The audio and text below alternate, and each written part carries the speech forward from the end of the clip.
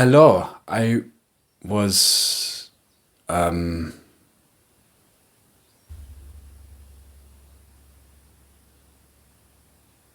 if this is you in any speaking situation, at work, in your business, with colleagues, etc., then unfortunately you are using your native language to interfere with the target language, English. Of course, the problem is your native language is interfering with your English language. You are taking big gaps, you are stuttering, you are blocked, etc.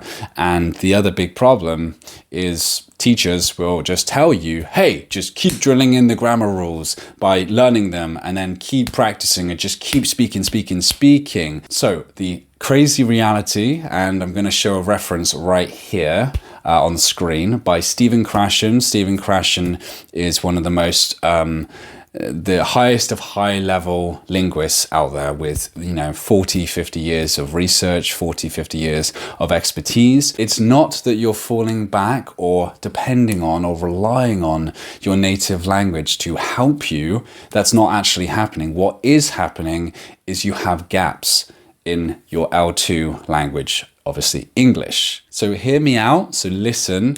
I know that sounds really obvious, but trust me, this is super critical to understand right now. You have not acquired or got enough comprehensible input into your brain yet. So you are relying and falling back on your native language, not because it's interfering, but because you lack certain grammatical structures, certain words, etc.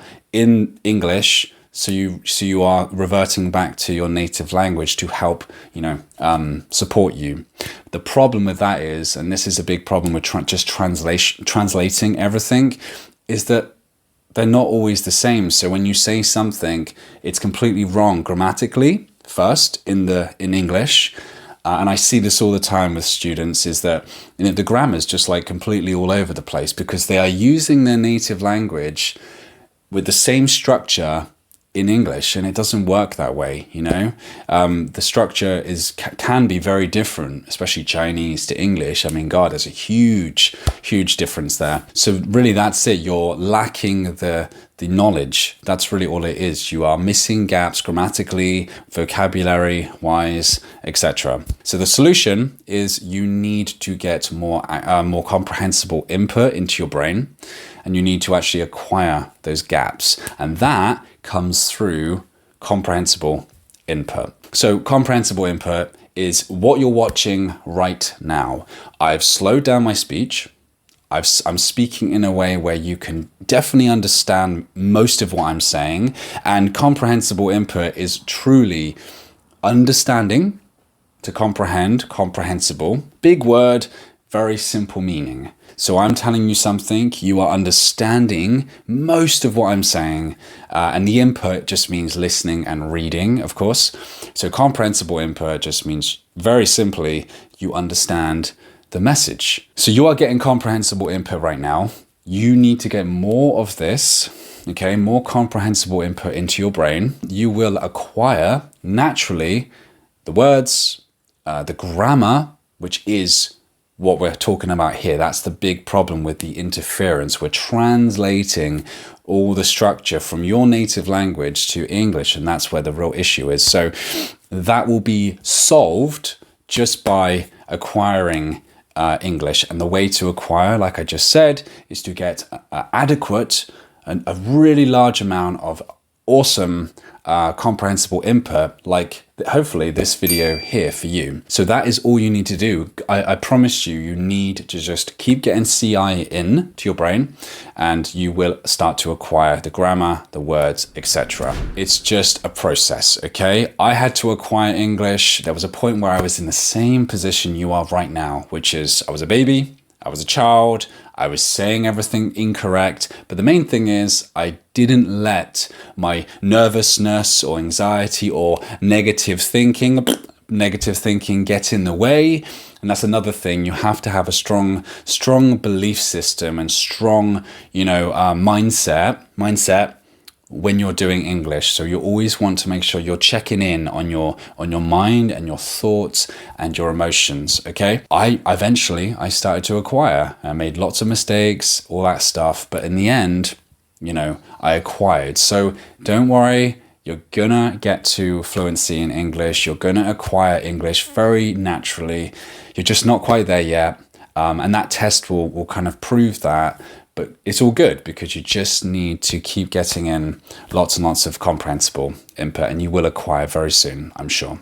So just a few top tips to really help you mindset wise, and just in general, some practical tips to start helping you acquire right now. Don't resist. Okay. Don't resist your native language. Okay. Don't think, oh my God, I have to get rid of my native language and it's all English. Well, no, because you speak your native language and you still need it. Okay.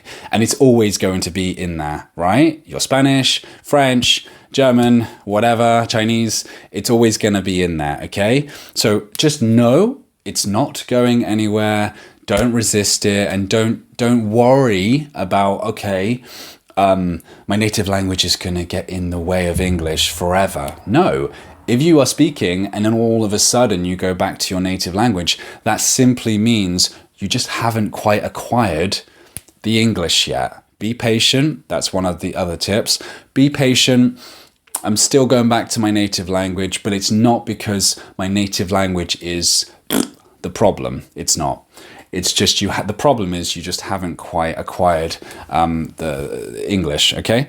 And don't try to translate. We don't want to do any translation here. Just acquire English at your level and a little bit above, like this video, and naturally you will start to understand the specific grammar structure of English that is not the same as your mother tongue. And that's okay. You don't need to worry about the difference. Just keep getting in that comprehensible input, all right? And you will start to acquire English. So use the internet, use YouTube, articles, blogs, graded readers, this channel, and you will get lots and lots of comprehensible input. Stop speaking, okay? You don't need to focus, and you shouldn't focus on just speaking, practicing speaking right now. Okay, this is a shock to most people. They think, what? I need to practice. If I want to speak, I need to practice speaking. No, you don't.